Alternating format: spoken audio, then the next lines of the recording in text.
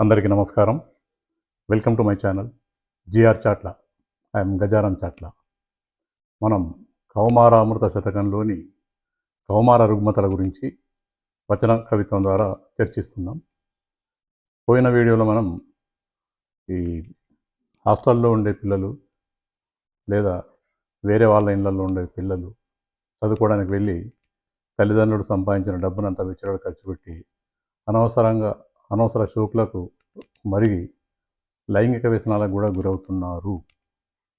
కౌమారామృత శతకంలోని తదుపరి వచన పద్యం. ఇది రుగ్మతల గురించి. ఇప్పటివరకు మనం చేస్తున్న రుగ్మతల గురించే, కౌమార రుగ్మతల గురించి. ఈ ఈ కవిత కూడా దాని గురించి ఉంటుంది. చదువుతాను, తర్వాత దాని భావం కూడా తెలుసుకుందాం. అప్పుడప్పుడే అవయవాలు సౌష్ఠవంగా ఎదుగుతుంటే, గాడ్జెస్లో పచ్చి బూతు విచ్చలవిడి వీక్షిస్తూ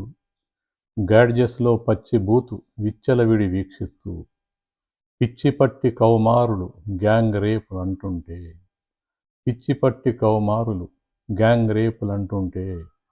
చట్టం చట్రంలో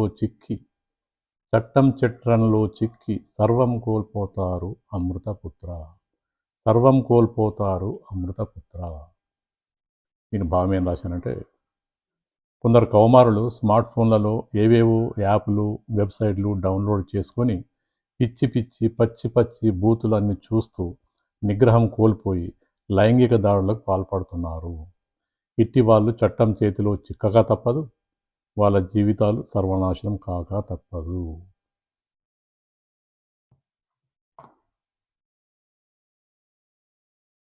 ఇంట్లో తల్లిదండ్రుల అదుపు, పెద్దల సూపర్విజన్ లేని పిల్లలు విచ్చలవిడిగా తయారవుతారు. వాళ్ళు ఎంతసేపు గ్యాడ్జెట్స్లో, అంటే సెల్ ఫోన్లలో, ట్యాబ్లో, ఇంట్లో దొరకకపోతే బయట పోయినా చూస్తుంటారు. ఒక్కసారి దానికి మరిగినారంటే ఇంకా వాళ్ళు కంట్రోల్లో ఉండరు. అయితే వీళ్ళను మొదటి నుంచే కంట్రోల్ చేయాల్సిన బాధ్యత తల్లిదండ్రులకు ఉంటుంది. కానీ వాళ్ళు కూడా పట్టించుకోరు. ఎందుకంటే వాళ్ళేం తక్కువ కాదు. వీళ్ళు లేని టైంలో వాళ్ళు చేసే పని అది టీవీ ముందరికి జరగరు,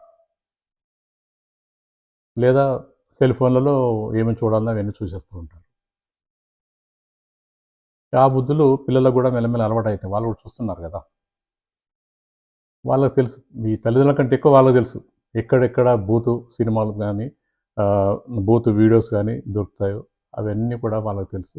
అటువంటి సైట్లను డౌన్లోడ్ చేసుకుంటారు. ఇంకా వాళ్ళు ఈ లోకంలో ఉండరు, ఒక పిచ్చి పట్టినట్టుగా తయారైపోతారు. ఇటువంటి వాళ్ళ కోసం ఇదివరకు మనం చెప్పుకున్నట్టుగా ఫ్రాయిడ్ గారు ఎప్పుడో చెప్పారు, పిల్లల మనస్తత్వాన్ని ఎరిగి వాళ్లకు ఇటువంటి వాటికి దూరంగా ఉంచాలని చెప్పేసి. ఇటువంటి వాటికంటే అప్పుడు ఇవి లేవు, కానీ ఇప్పుడు ఈ చెడిపోయిన మీడియా, అంటే చాలా వరకు మీడియా మంచిది, దాన్ని అనుసరిస్తే మంచి జ్ఞానం పెరుగుతుంది. కానీ ఇంకా కొన్ని ఉంటాయిలే, అటువంటి వాటికి ఎవడైతే బానిస అయిపోతాడో ఇంకా వాడి జీవితం, వాడి బతుకు బస్టాండ్ కంటహీనమైపోతుంది. అయితే వీళ్ళను ఎట్లా కంట్రోల్ చేయాలంటే ముందు తల్లిదండ్రులు మారాలి. వాళ్ళు మంచి నడకలో ఉంటే పిల్లలు కూడా వాళ్ళని ఫాలో చేస్తారు. ఇక అయితే అప్పుడు 1800, 1850 ఆ ప్రాంతంలో ఫ్రాయిడ్ గారు చెప్పారు. ఆ తర్వాత కూడా ఎందరో మన భారతదేశంలో కూడా మహానుభావులు ఎందరో ఈ కౌమారుల గురించి, జాగ్రత్తల గురించి చెప్తూ వచ్చారు. ఇంకా మనకు ఒక అట్రాక్టివ్ ఏంటంటే, ఒక 40 సంవత్సరాల క్రితం ఒక సినిమాలో భానుమతి రామకృష్ణ గారు ఒక మంచి సందేశాత్మక పాట పాడారు. ఏంటంటే, అమ్మాయిలు అబ్బాయిలు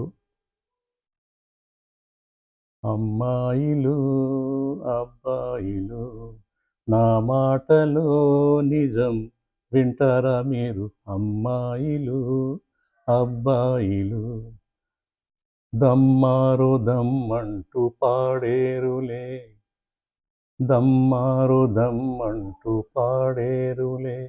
ఇదే గానమంటూ, ఇదే నాట్యమంటూ ఇదే ఫ్యాషన్ అంటూ ఇదే కల్చర్ అంటూ చెడు దారిలో మీరు పడిపోతున్నారు అమ్మాయిలు అబ్బాయిలు. ఉన్నారందరూ? పారిపోయారా? ఆ గొంతు విని నా పాట విని. అంటే మామూలుగా మాటలో చెప్తామంటే రావట్లేదు అది. ఆ, ఆ సు- ఆ సురలో చెప్తేనే వర్డింగ్స్ వస్తున్నాయన్నమాట. ఎందుకంటే ఎప్పుడో విన్నది కదా, సడన్ గుర్తుకొచ్చి చెప్పానన్నమాట.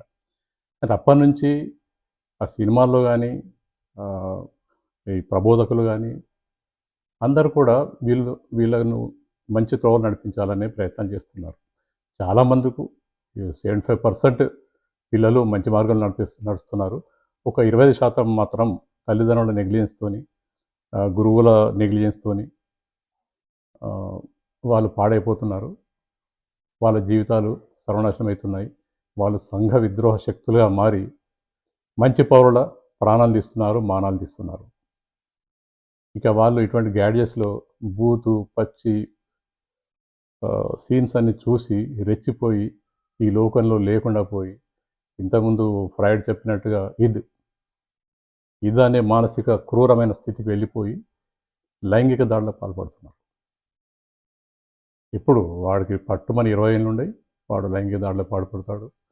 లేదా ఒక గ్యాంగ్ ఉంటుంది, ఒక అటువంటి రేపులు దొంగతనాలు చేసే గ్యాంగ్లో చేరిపోయి వాళ్ళతో సహకరించి వాళ్ళలాగా మారిపోతుంటారు.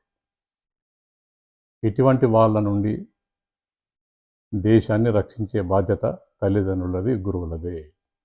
కాబట్టి వాళ్ళను మానసికంగా మంచి పౌరులుగా తీర్చిదిద్దాలి. వాళ్లకు మంచి తప్ప ఏమీ చెప్పకూడదు.